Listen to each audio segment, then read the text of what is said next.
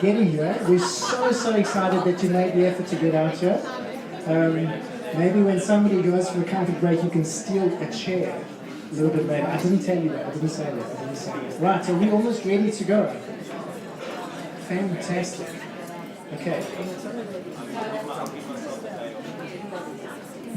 Okay, first up, the owner, the magical, magnificent, the head honcho, the one who makes it happen around here.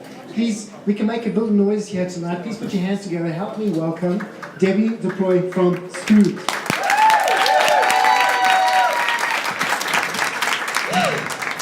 Deborah. Give yourselves another round of applause, people. Please, people, for being here tonight. Wow, Phillipa. What can I say to you tonight, my friend? I'm terrified.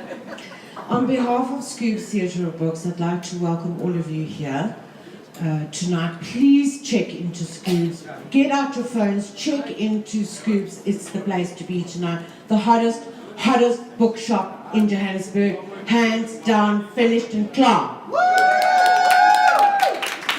Not only because we're the hottest, it's because we love our authors. We have a lot of the authors in the house tonight. Thank you for all coming. Louis, Sarah, Ashley Janakaro, Kim Hunter. I just want to thank you guys for being here tonight. Kim, please like Tango with Tech's Facebook page. Kim is actually broadcasting this live to about 500,000 people. If you have any objections of being on video, speak now, forever hold your peace, amen, finished and klar. Just to reiterate on photographs, please take a photograph and post it on your Facebook page. Scoops has launched over 140 South African authors in the last 14 months.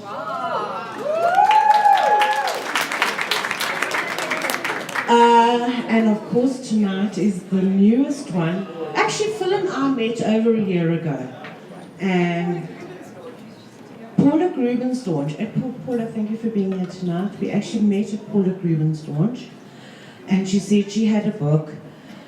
And those of you that know me know that I'm a voracious reader. I read over 300 books a year. I gobble them up for breakfast, lunch and supper.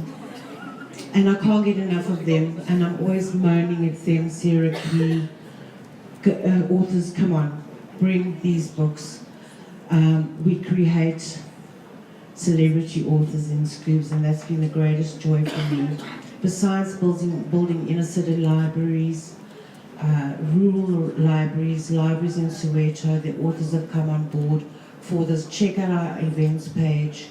All our events are on there, and I invite you all to come along and join these events every night. It's just fantastic. It's just been absolutely fantastic to get them out into the shops. Australia is going to be launching her book on the 31st, right?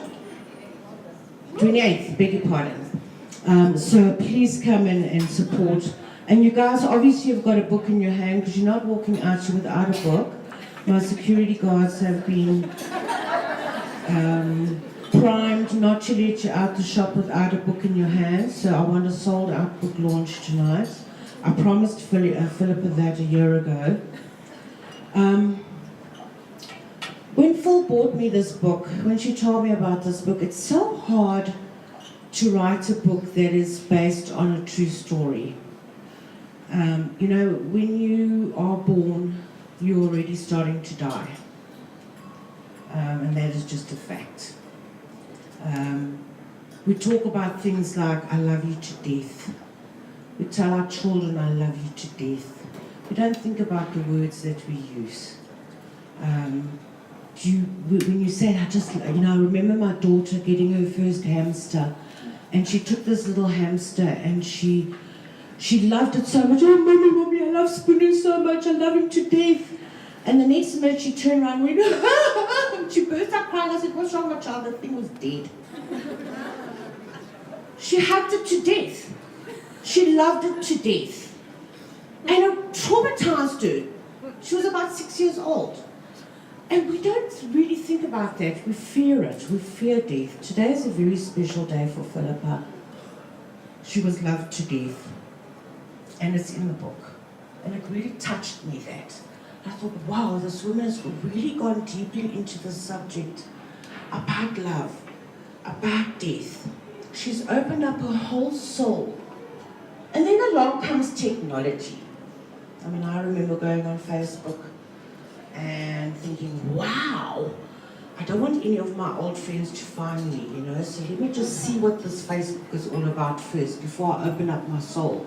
When I left school, I didn't want to know anybody, really. And then I've had one of those texts where people have said, wow, I've been wondering what you've done all these years. Where have you been? I had a crush on you at school. And you're thinking, oh my God, really? I thought you hated me. I mean, you didn't even look at me at school, you bullied me. But this is what happens. And it's opened up such a lot of things for everybody. And while she's writing this book, being loved to death, somebody finds her and loves her to death in another manner. And when I read it, I thought, wow, I couldn't put the book down. I thought to myself, 4 o'clock in the morning, what do we do at 4 o'clock in the morning? What do you do at 4 o'clock in the morning? You're all on Facebook, I know. Looking for your old loves. I see you all. It's become so accessible. And I thought she's opened up this whole personality of hers. And you gripped me, Phil, from the very first page to the very last page. And I want to thank you for bringing this book to Scoobs. As you all know, today is a very special day because this is the day that Phillipa lost her husband. And he is here tonight with us, Phil, you know that. And he's very proud of you for opening your little soul out, your beautiful soul, out to all of us. And it's been an honor for me to walk this journey with you for the last year.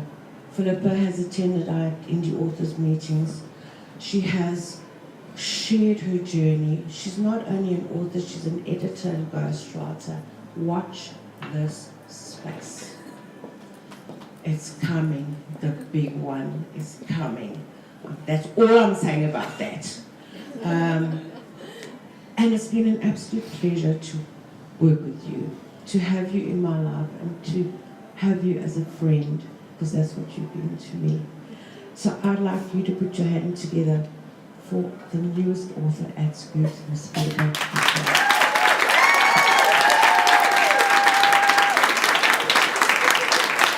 I love you, darling. You've worked very hard for this evening. Greg, thank you for being here tonight. Enjoy this evening, my fool. You deserve every single minute of it.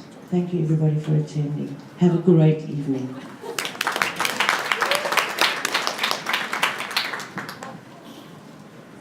A million magnet particles split in half, kept at a sufficiently long enough distance from each other, would be no more aware of each other's existence than if they did not exist at all. But a subtle shift of minute proportions could have these particles tumbling and falling towards one another, the earth shaking with the impact of their passage, the force between the particles growing stronger and stronger the closer they get to each other, until eventually they collide, like two souls becoming one. Imagine for a moment you take the courage to pack up everything that was for a moment successful to you. You buy a ticket and you decide to go on a life's journey that takes you to the far reaches of the earth. And one day, snuggled up in the backseat of a bus, you see your life and your purpose fall before you. And in a moment of passion and purpose, you begin. And she writes, I have to write this. I have to write this. And because of that courage, of putting one thing aside and starting another, one story creates space for another story to begin, and two souls meet. Friends and friends of Phillipa, will you please help me welcome the fairy gardener, Miss Donna McCallum.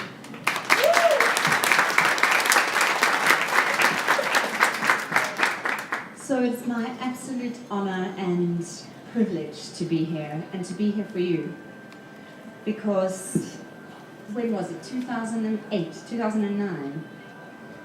Phillipa was in a space saying, I've got dreams, I've got these dreams, and then we really worked together in 2012. And you said, I need to write a book. I need to write a book. And that was the start of it. Doing the Growing Wings program and saying I have to write a book. And so that's why I'm here tonight, ladies and gentlemen, because I have been Phillipa's fairy godmother and been through this process with her. And so really just here to chat about your process and the book and to hear your words on it. So the first thing is, how does one start writing a book? Because I know that there are a number of people out there who are like, I've got a story, I want to do this, it's a dream. How did you start? So when I first started the book, it wasn't actually a book, it was a series of diary entries between two people. And I had what I thought was the greatest love story in the world, and I was going to write it. But then I didn't know how to write it. I didn't know whether I had the right to write that story because there were so many people that were hurt in the process. So I kept this pile of papers in a shoebox at the back of my cupboard, and I left it there for a very long time. And then when I met Donna virtually at that stage, I thought, you know what, I am hurting so much. There's so much stuff that I've got that I'm carrying inside me that I need to vomit it out. I need to heal. And it's not only going to be the greatest love story ever told, it's going to be the greatest tragedy that's ever happened to me and the greatest love story that was ever told. So we were in this group together on the Growing Wings program, and I wrote the first couple of lines to my book and I posted it on the group, and everyone was like, yeah, go for it, write your book. And then I had to come up with a title, and yeah, everyone was just so supportive. So I sat with this book with all these journal entries and decided that I wasn't going to write it as a memoir, which I could have. There were just so many people that I don't think they wanted their names to be thrown all over the place through this book. So I thought, I'm going to write it as a novel. And so I changed my name. I changed the names of every character in the book. I must just say there's like a lot of pseudonyms sitting in the room here tonight that actually are in the book. Don't follow my eyes. And yeah, being able to write the book like that's been incredible because I was actually able to look at each character individually and write things from their perspective, and have almost less emotion but more drama. So I took each phase of my story and I turned it into a story, and I wrote about myself and about the people that I came into contact with and about the people that made up the story. And that's what I did for a year. And so this is a dramatic story, and it's about dramatic events that happened in your life. It's about romantic events that happened in your life, but also dramatic events that happened in your life. So how was the writing process for you in terms of, was it a cathartic experience as you were writing? What type of emotions did you go through? So I was actually not wanting to deal with all the emotions, and I didn't realize what was actually going to happen through writing the book, and it just, I relived everything. And it was like 50 Shades of fucked up. It was crazy, excuse the swearing. Because I was writing it in hindsight, and just when you're in something, you don't really see it for what it is, and when you step out of the story and see it for what it is, then everything changes. So, what was the question? Was it cathartic? Yes. What happened by the end of the process? Yeah, it was hugely healing. It was the best thing I could have done. When I got to the end of the book, I was like, okay, I have nothing to hide. I've been carrying the secret for years, and only the people very close to me knew what had actually happened. And just to actually go, you know what, it's there, whatever now. It's out of my system, and may it help somebody else that's going through something similar in their lives, because that's something I've also realized is I'm not the only one who's been through something like this. So yeah. So I want to ask you a bit more about the process, and then I want to get into the book. And so you've written it all out, it's been this cathartic experience, and then it needs to go out in the world. How is that transition? Because there's a difference between writing a book and being by yourself, and then the book goes out. So yeah, I was a bit, I had a bit of an ego, I think, when I started writing the book. I thought, well, I really want to get it out there, and I don't want to really do it like right at the end. So what I tried was something called serial publishing. And so serial publishing is like an online platform where you can post a chapter at a time of a book. So I wrote for a year of Sundays, and every Sunday I'd complete a chapter, and then I'd post a chapter up on the serial publishing platform, and I had this like really cool following, and people were making comments, and I was actually able to change my book as I went along. People picked up like even small things like grammatical errors, typos. People asked questions, and I thought, oh, okay, let me add that in. So by the time I finished writing the book and I posted my last chapter on the serial publishing platform, I actually was #1 that month, and then that was in June 2015, and then in July 2015 then it released on Amazon.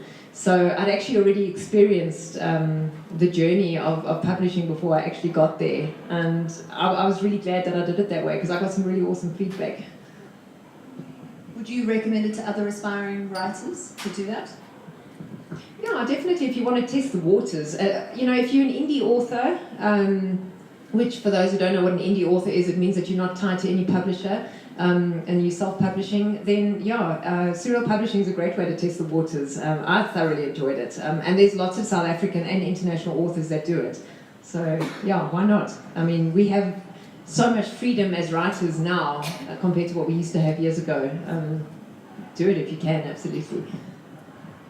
And then it went out on Amazon, and now it's hard, which was fabulous. I was so excited to get my copy a few weeks ago, because when it came out on Amazon, I was so excited, and I bought it immediately, and I read it, and I was like, ah! So the difference between the Amazon and this, there's been an edit in between, yeah? Why? What? Oh, wow. I thought we cleared all these questions. Damn. Yeah, I've got a fellow author over there. She understands the process. So, it was weird. I had this book on Kindle, and then I ordered like my first physical proof, and I get this proof, and I start reading it, and I'm like, oh my goodness, really? Did I really need to say all of that? Was that really necessary? And oh shit, I spelt these things wrong, and it was such a mess. And I was like, and this was in January. And I thought, no, there is no way I'm putting this book out.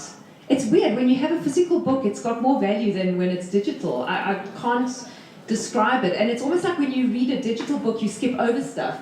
Whereas with a book, you tend to read more in detail. So I was like, no, if there's physical proof of this, then it's got to be shit hot. So yeah, I did a bit of an edit. I culled like I've never culled before, but it was absolutely fantastic to cull and to take out all the unnecessary stuff, because I think as authors, we tend to write a lot of shit half the time, and that's why there's multiple edits. So I think my physical draft was actually my final edit, where I was actually able to take everything out that an editor would have taken out. Well, I've loved it. I've loved the second read. I loved the first read, just knowing your dream was coming true, and the second read, awesome. So, I want to read, I know you wanting to read, I want to read a little passage, because the big theme that comes out of this book for me is, it is a romance, and it is about love, but it's also about the fact that relationships are so messy. And I think as human beings, we all wish that relationships were very boxed and nice, or sometimes I do, just really easy and boxed and nice. But relationships can be really, really messy. So I want to read you my favorite paragraph in the book. No, all good. So it says, letting in and letting go. The butterfly that is trapped between our hands will flutter instinctively as it struggles to break free. The heartbreak of abandonment, the trauma of abuse, the gut-wrenching torment and humiliation of betrayal. Each one holds the power to either crush us or ultimately free us. Alex and Christine's divorce was waiting in the wings, preparing to make its grand entrance onto the stage of their shattered lives. Alex was plagued with feelings of inadequacy and powerlessness, deeply ashamed that he had failed in a contract as sacred as marriage. And it's just so clear to me that so much of this book is not just about the love, it's about the feelings of betrayal, guilt, what if, oh my goodness, what if things could be different? And I just wanted you to speak into how you came to write such a messy relationship book, romance book, you know? I mean, I know it's based on a true story, but it's so honest and it's so authentic, and that's what is so beautiful about this book for me, is that it gives us permission to be so messy in our relationships. Wow. Sure. That's we never give ourselves permission when we're in a relationship to be messy. We go through relationships with friends, lovers, parents, children, and society dictates how we should behave in those relationships. And and if we step outside of those norms and we're not in alignment with what society expects, then we get judged, and then we start judging ourselves. And that was one of the big reasons why I was very hesitant to write the book initially, because I was very worried about being judged, because as far as I was concerned, I'd committed the cardinal sin, and I thought, I don't really think I want to tell people about this, But what I started realizing is, and especially post writing the book and feedback that I've had from people who've read it, is, everyone is real and everyone is going through this kind of stuff. It's just people don't write the stuff down. Not everybody discloses what they've been through, honestly, and I'm okay with that. I don't have any secrets. I've got such amazing people in my life now because of writing the book than I had before, because I was honest enough just to say, I fucked up, and it's okay, I fixed it. I think I fixed it. I fixed a lot. There's a lot that I couldn't fix, and a lot that I still live with today. But it's the human condition. We continuously, it's ebb and flow, in and out. Letting in, letting go, like I wrote in the book. And so there's love, and then there's also death and grief, and you experiencing grief, and children experiencing grief, and holding that space in your relationship with them. So speak to us of grief, and there's a lot of catharsis in the book around that.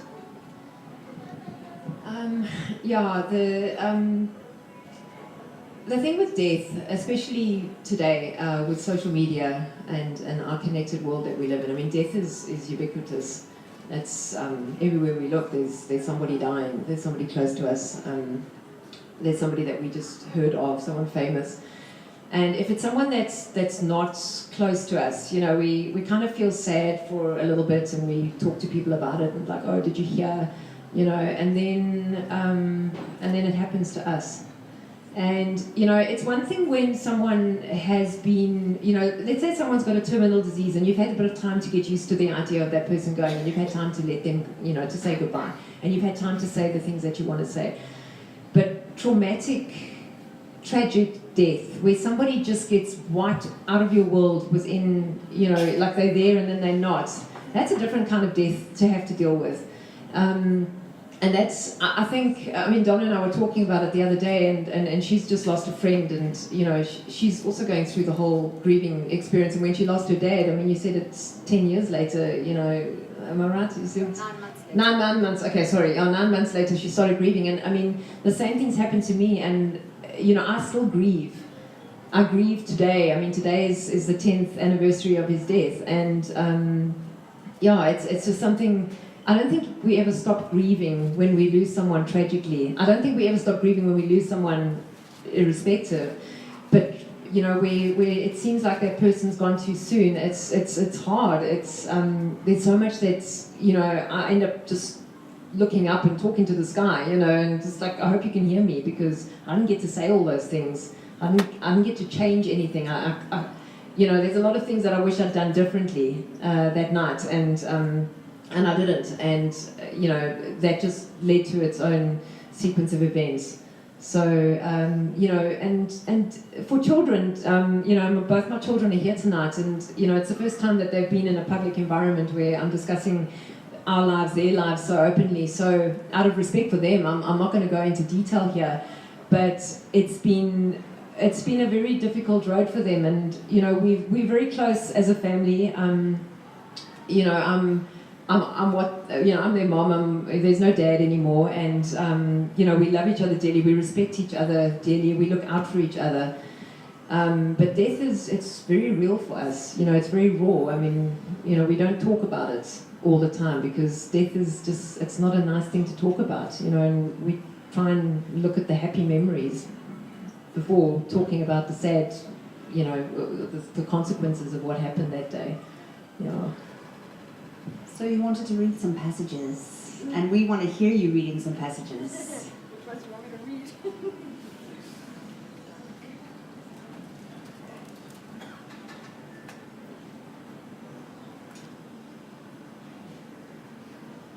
Do you want me to hold it? Yeah, I just want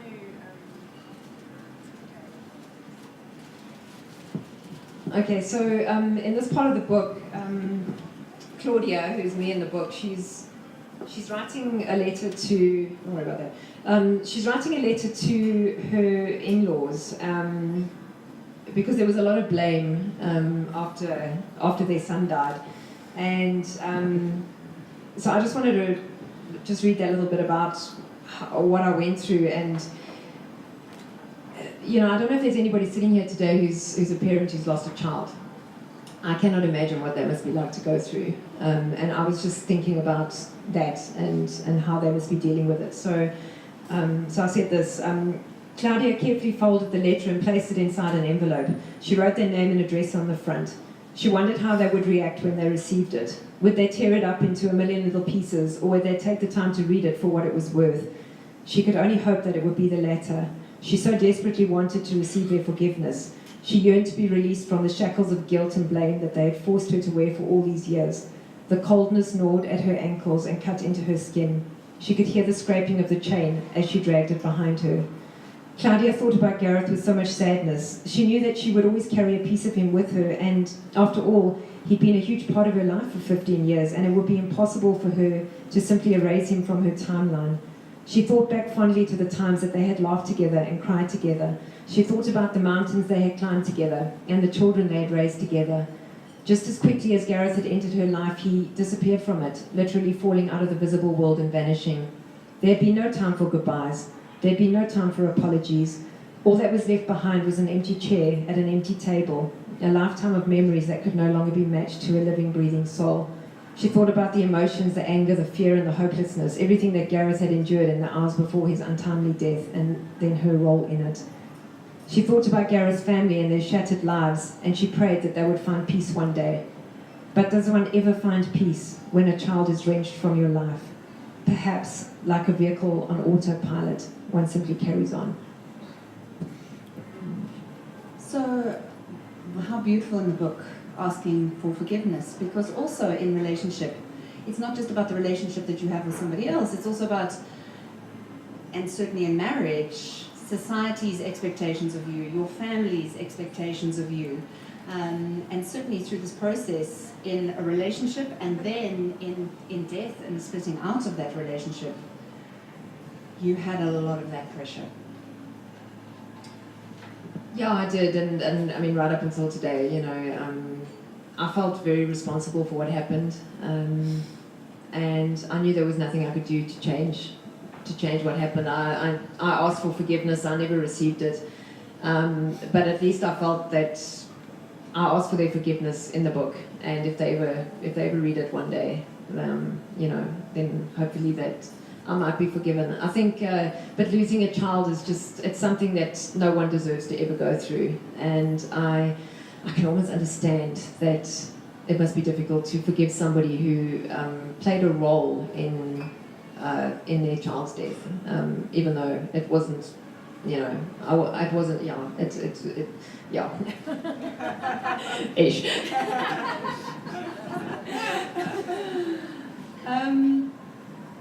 Responses to the book. So you've written it, you put it out there, and now people are responding, and your friends are reading it, and people that you don't know are reading it. And how has some of that been? Yeah, the responses to the book, that's what really threw me. I wasn't expecting the response I got, and particularly from the male audience. That really blew me away. I mean, I've had a lot of feedback from females, but from men who, I don't know, is it a thing about men in society that they're not allowed to show how they feel, or, that they also men go through exactly what we go through as women. It's just that they're not able to express it as openly, although I do know men that are able to do that. So I'd say probably 70% of my feedback that I've received has been from men. And that's huge for me. A lot of people that have found healing through the book, a lot of people that have gone, wow, but I've gone through, I can feel how you're feeling when you're writing that. That's exactly what I went through, and I didn't think that was normal to feel like that, but it's normal, and I can move on now. So, loads of that, and that's just been really amazing, because, when I wrote the book, I just wrote it to tell a story. I didn't realize that it was going to help other people heal. And I think that's how, as humanity, we're so connected, because if we just talk about stuff that we've gone through, then, it gives other people the permission to acknowledge their own stories and share their own stories. Yeah. The healing and the catharsis of the book is testament to you and your authenticity and being so open and so raw.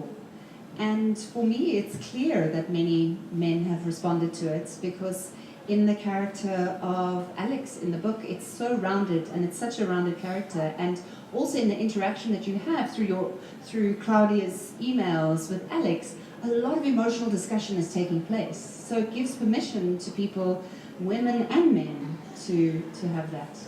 Do you want to read some of that to us?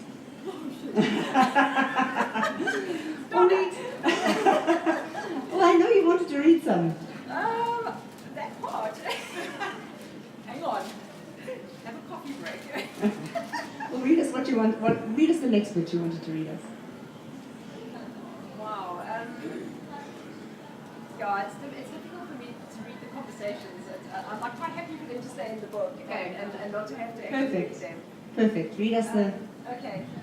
So something that happened to me, happened to Claudia in the book when Gareth passed away, is she had to go to the funeral home, and she had to plan a funeral, which, a day before she didn't think that was even going to happen, and it was her emotions as she drove away and how she felt. I've had a lot of people come back to me about this particular part of the book and just say, that's exactly how it is.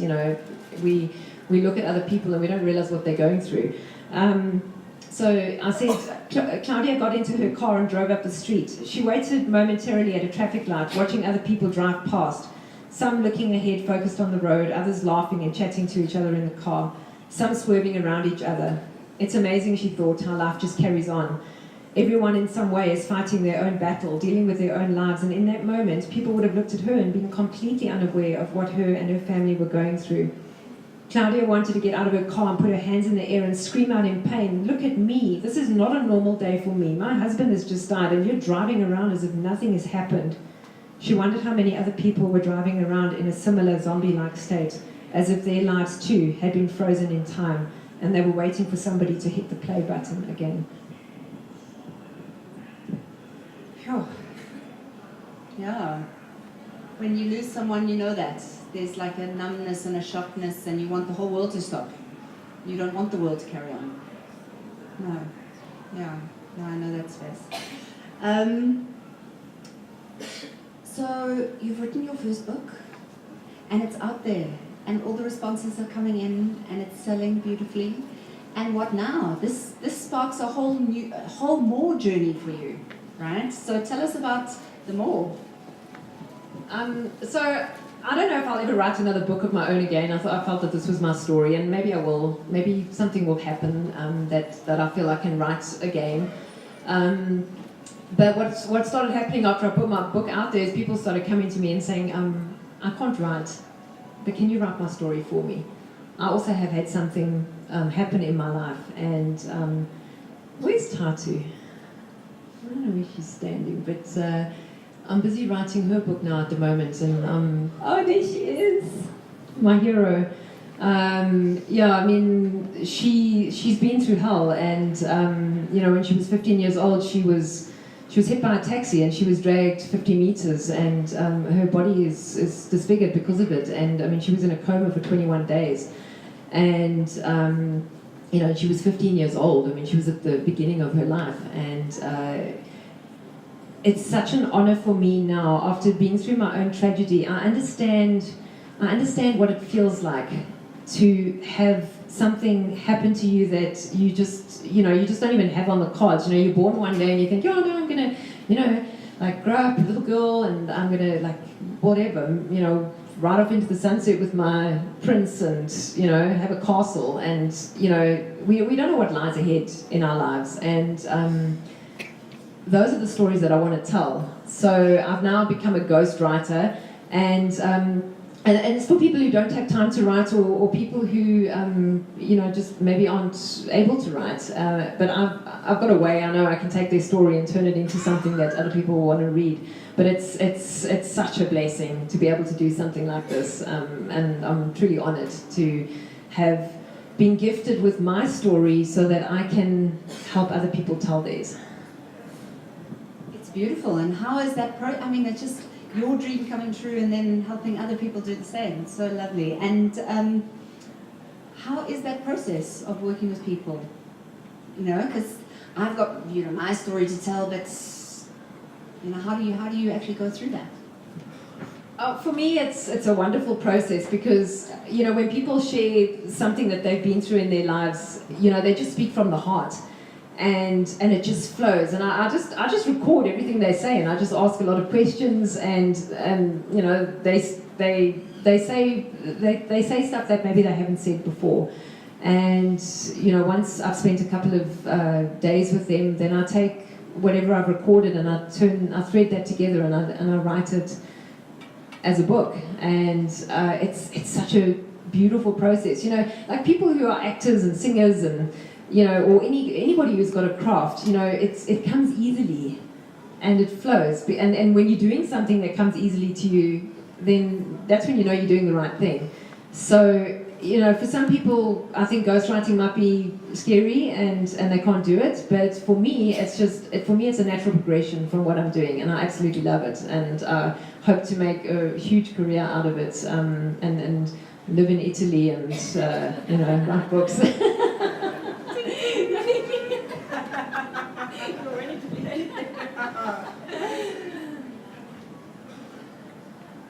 Questions and answers. Are we going to take those? Yeah, questions and answers from the audience. Yeah. Okay, lovely lady at the back. Shall we? No, just repeat the question. Loud. Yep. Phillipa, the comments that you've had on your book have no doubtedly been positive. Have you had any negative feedback where people who have stated you in the story, I mean, obviously they put two and two together, but have you had any negative feedback, and how have you dealt with that? You know, up until like this weekend, I hadn't had any negative feedback, and I got a call actually on Saturday, which really shocked me to the core, from one of the family members who was, you know, she didn't want this launch to go ahead because she knew that things could be tied up, and it really shocked me because I hadn't anticipated that, and I think that's where, as writers, we've got to be really careful. Fortunately, I didn't use anybody's names, so everyone's a pseudonym, so it's okay. But yeah, I've got to be more aware of and I think for anyone who's writing a story, you know, if you're going to be referring to other people, just know that there's possibly going to be an impact. So yeah, it was very hectic, and I haven't told a lot of people that this happened, but yeah, I mean, I went ice cold and I was shaking, and I was just like, I don't know what to do now. I don't know how to fix this. But yeah, I'm still in the early throes of it, so I think it'll iron itself out as I go. Yeah, it was just a warning. But authentically, this was the expression for you. And authentically in this book, you have written about your connection to the family and asking for forgiveness from the family, etc. So, I mean, that is hugely brave to do that. Yeah. Any more questions? So kind. Yeah. Phillipa, you said earlier on you published on the serial publishing site the first few lines. How different were those lines to the ones in the book now? Oh, cool. That's a really nice question. So I'm actually going to read the first few lines because they are the only lines that stayed the same. And these are the lines when I was doing Donna's Growing Wings program. That you know, I decided on our little group where we were all sort of posting our successes and everything. I said, okay, so I've decided I'm going to write this book, and like I've written the first few lines. So these are the lines that have stayed exactly the same, and it starts like this. She woke from her sleep with her heart pounding in her chest and her eyes darting wildly around the room. She could still hear his voice in her head. I'll never take you back, he hissed down the phone. I'll never take you back. A click, and then silence. This was the last time they would speak. So yeah, so that's what I wrote. That was my first few lines, and then it had to grow from there. Anyone else? So perhaps a hard one. The process you went through, because obviously it's a very personal experience. And as you said, it impacted a large amount of people. Maybe the process you went through, you know, what was it a consultation with the family? Was it, did you go through that whole process before you decided I'm going to do this, I'm going to write the book? I didn't. I just decided to write, and no, I didn't ask permission. You know, there were people that were reading the book on the serial publishing platform, so they could see what I was writing about, but I was never challenged. I was never challenged once while I was writing this book, so thank goodness. I got challenged afterwards, yeah. So I think, you know, if I'd written it as a memoir, then I definitely would have had to have done some consultation because, you know, there were things that were said there that if it was written from me in the first person, it would have been very different. And legally, I would have needed to have had their permission, but fortunately, I didn't have to. Yes. I don't know what your beliefs are, but I want to know if there has been a change in your beliefs from before all of this happened in your life, and then through the events, through the writing, and up until today. So can I just repeat the question just so that everyone can hear it? So the question was, has there been a change in your beliefs from before this event happened right through the writing of it and up until now? So, you know, when you say beliefs, I'm presuming you're meaning from a spiritual side. No, I haven't changed my spiritual beliefs at all. I think if anything, I've just become more connected and, yeah, I've grown. I mean, you know, I haven't, like, regressed. You can say I know that I'm 100% true to myself at all times. I like to believe I'm an authentic person, and I think the biggest thing that this journey of writing this book and going through this experience has been for me is empathy, learning empathy, and just, you know, I put myself in other people's shoes first now, much more than I used to. It's not always a good thing. We have to be selfish and we have to respect what we want. But, you know, my spiritual beliefs have grown, but, yeah, the empathetic side of me has grown because, you know, the book focuses a lot on betrayal and, you know, I was I was the betrayer, and then I became the betrayed at the end of the book, and it was quite hectic for me when that happened, and I sort of only looked at it in retrospect, but I was so much more empathetic to what Gareth in the book had been through after I went through it myself, because I went, wow, okay, that's what this kind of stuff does to a person, because, you know, betrayal is such a huge thing. You know, we all want to be validated as human beings, right? And when we're betrayed, it's like somebody's just going, well, you know, you're not good enough. And it's how we respond to that when that happens to us, that, you know, we either come from a place of darkness or a place of light. I found that I was eventually in a place of light because of it, where I could look at the situation from the outside and go, wow, I understand now. You know, now that I've been through it, it's very difficult for us to understand anything in life until we've actually experienced it ourselves. And people like to go, oh yeah, you know, you should be feeling like this, you should be feeling like that, but, you know, talk to me when you've gone through it, then we'll talk again. Thanks, great question. Yeah, at the back. So Phillipa, I think writing this book is phenomenal, but your life and your journey hasn't finished at the end of your book. And we tonight in Scoops, and one of the things I've heard you say often about Scoops, and what I'm also hearing you say more and more, is that there's space for the indie authors in South Africa. And what are you seeing happening in the next year to 18 months to 2 years for indie authors like yourself and other indie authors in South Africa? So the question is, what are you seeing happening in the next 18 months to 2 years for indie authors in South Africa? And that's a tongue twister, indie authors in South Africa. I'm not going to repeat that, or I'll say it slowly, indie authors in South Africa.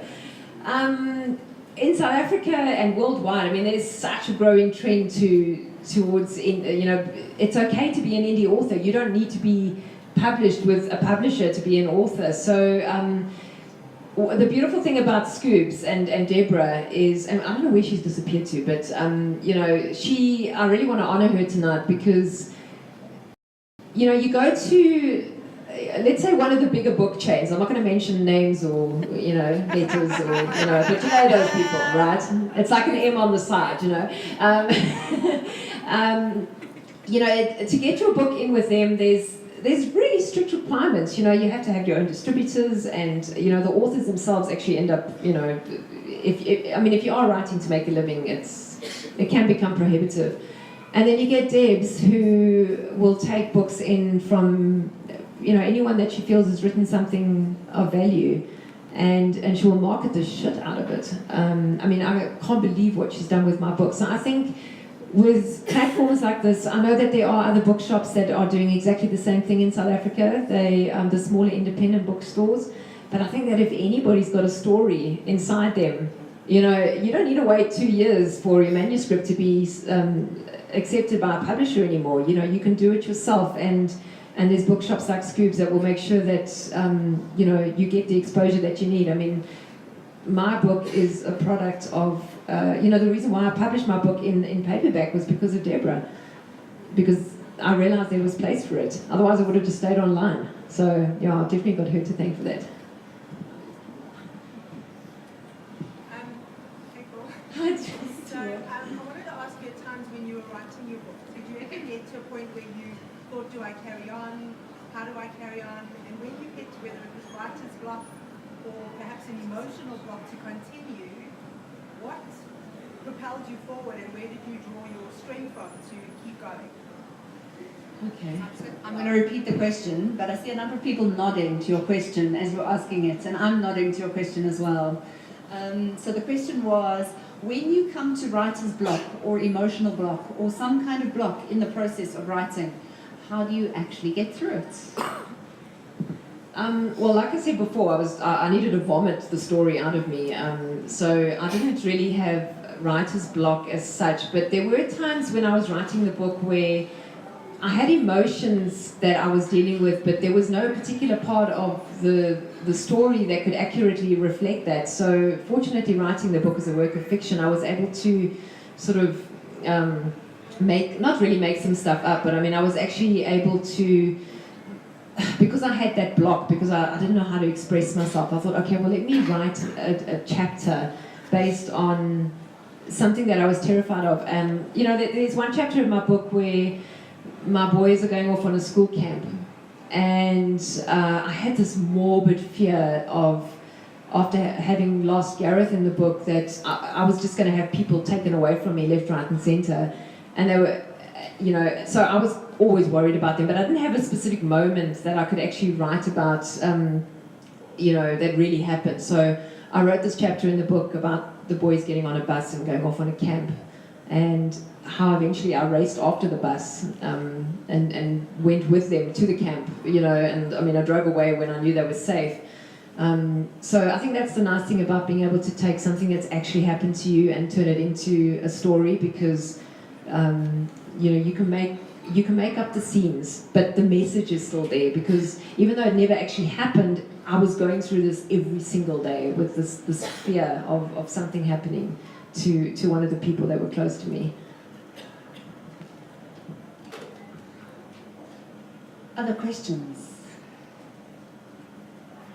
Yes, again. Phillipa, with you ghostwriting now for other people, are you able to separate your emotions from their story when you write it, or do you find that you're getting totally involved in the story that your writer's trying to portray? So the question is, with Philippa's ghostwriting, is she finding that her emotions are getting caught up in their emotional stories, or is she able to be objective, I suppose? Yeah, to an extent I have to be objective, but it's normally later in the writing process. When I'm interviewing clients, I get very caught up in their story, and I have to be, because when I write the story, I want to feel it as if it was something that I was going through personally. So yes, I do get wrapped up. It's not like I'm a psychologist or someone that needs to maintain that distance. For me, it's actually quite important to get really into the lives of the person that I'm writing for, because I can't write with their voice otherwise. I need to feel what they're going through, and I need to, again, it's the empathy, like how would it feel if I went through that, and that helps me to be able to write authentically. Great question, thanks. I have a question. How do you decide whose stories you take on and whose you don't? Are there some people you're just like, I can't help? Yeah, I've started noticing it now more than ever. There's some stories that I go, oh yeah, okay, that'll be cool to write, but then there's a really hectic story, and someone who's really been to hell and back. And I like writing those to hell and back stories, because I feel like I've been to hell and back to some extent, and I can just relate, and it's easy for me to write those stories. So when someone comes to me with a story that, where they've really been through something that not many people go through and that's changed their lives, I want to write that stuff for them. I want to help them get that story out into the world, because I know how much my book changed lives, and will continue to change lives, and I want them to be able to do exactly the same thing. So yeah. There's a question. I want to find out, do you finish one book if you go writing before you go on to the next? So you can't kind of do just... So the question is, do you finish one book as a ghostwriter before you go on to the next, or are you writing multiple books?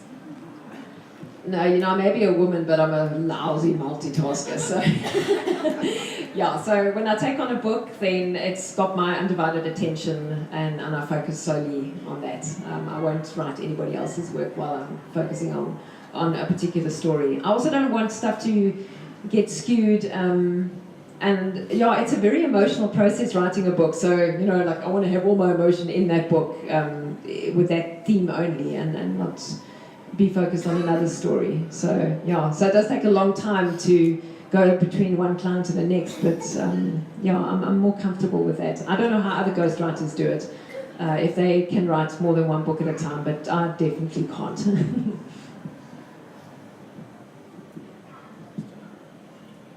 Yes. So I'm pretty darn sure that there's someone in the room who has a book in them, but is hesitating and is unsure, uncertain, and just can't get the courage to take that next step and start with the process. What one nugget can you share to that person sitting here tonight? If you know you have a story in you, then you have no excuse. There are plenty of tools available out there to get your story out there. I mean, it took me 10 years to do it. I mean, really. It doesn't need to take that long. Can I quote you, Sonia? So Sonia, we work together. This is going to sound disgusting, but she's from Uruguay, and she doesn't pronounce she pronounces her B's as B's. So we were joking about it in the office one day, and I said, sorry Neil. So I said, so what do you call like the female body part, you know? So we've got this running joke in the office about vaginas, okay? So what I want to say to everybody is, you know, if you've got a book in you, then grow a vagina and write your story.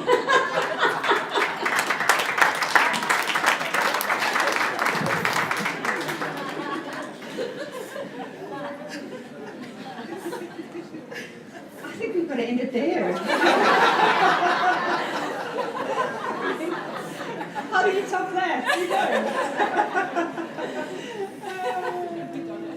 Thank you. Thank you for writing this book. Thank you for having the courage to really live your dreams. And thank you, through living your dreams, for inspiring so many people to live theirs.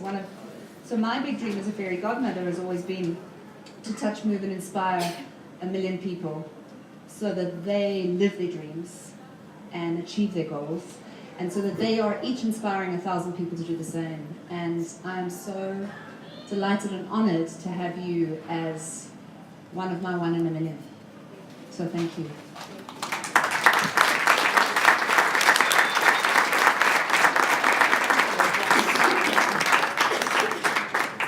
Yeah, thank you, Donna. That's just really beautiful, and she's such a huge part of having this book here today. So I haven't thanked everybody, so I just want to make a few mentions. I've got my notes so that I remember everybody. So tonight I want to thank my children, Brandon and Justin, who are sitting over here tonight, who've been through this whole journey with me. I just want to thank the two of you for giving me the space and permission to write this story, which is such a huge part of your lives, and that you've done it never once with judgment. And I really appreciate that. And then to the pseudonyms, you know, all the people in the story who are sitting here tonight, you know who you are. Shirley, Chris, Kerry, Edith, they're all here. I'm just mentioning the ones that are here. To Donna again, I've got it in my notes, for inspiring me to write this book. And then I'm part of a tribe. We meet up once a month. My tribe is also, you know, when I was writing this book, you know, they were all reading it with me every month on the Serial platform. So to Neil, to Robin, to Tamar, to Jen, and to Kerry again. To my jacket designers, I should say, to Anastasia. I'm not sure if she's here tonight. I didn't see her come in. I know she said she was possibly coming. So thank you. And then to Greg for, you know, for saying, hey, I'm going to give this a revamp. You need a better back jacket. And he designed my back jacket for me. And then he went and designed the large print edition of my book for, you know, the people that need to read in a size 16 font.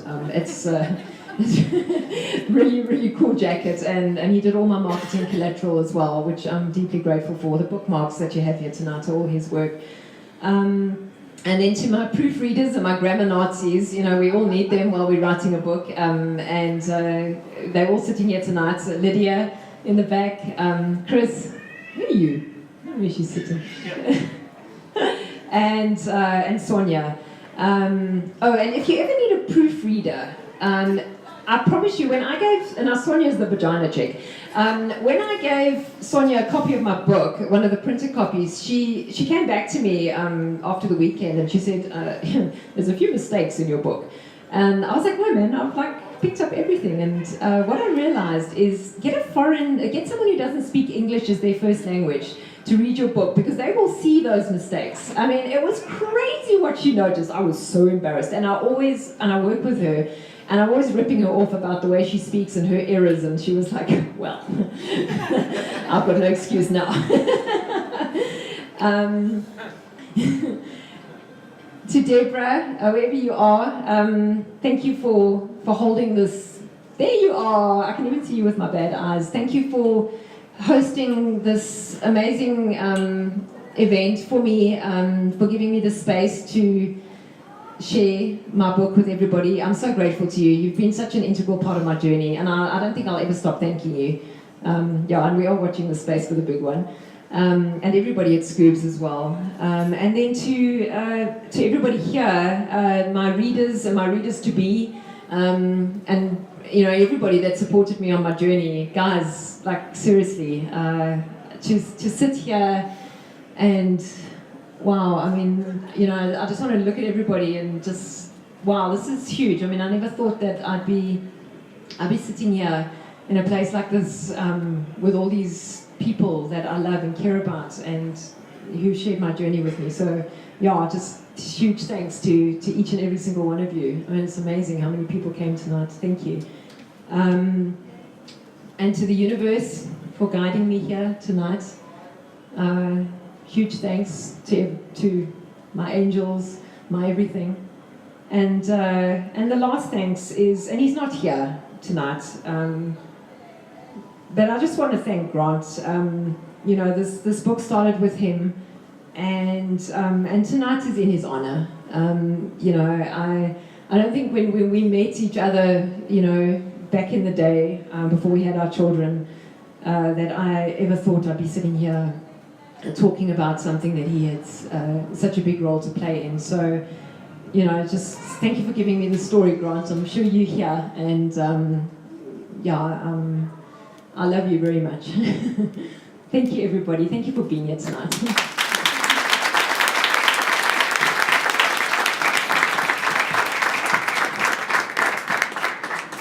The sun was setting and her office was getting dark.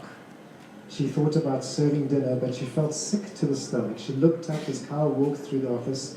"Mommy," he said, "there's a man at the gate and it looks like one of those cars that the people at the hospitals drive, with red flashing lights. Should I let him in?" And my second most favorite passage of the book is this: "Yet when the sun's golden fingers reached through the gaps in the curtains and played with the curls of her hair that fell across her face, Claudia awoke, not with the gripping sense of fear in her heart, but rather a sense of peace. Peace at having opened her soul up to another human being, someone who loved her. Someone who loved her unconditionally and got who she is. Thank you for coming out tonight and getting this chick." Please, one more time, put your hands together. Phillipa Mitchell.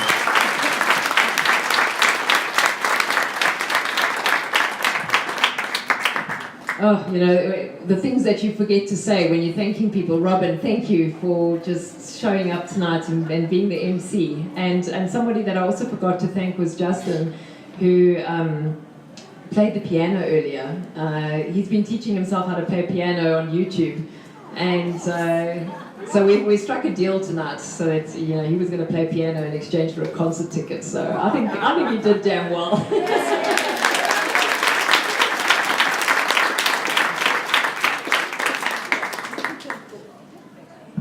Before she speaks, post your photos, #4inthemorning. Please check into Scoobs. Please make sure that you hunt her down, give her a hug, say thank you, well done, and take another selfie with her and post that on Facebook, #4inthemorning. And please share and like. Just share the love. Do us all a favor, this girl deserves it.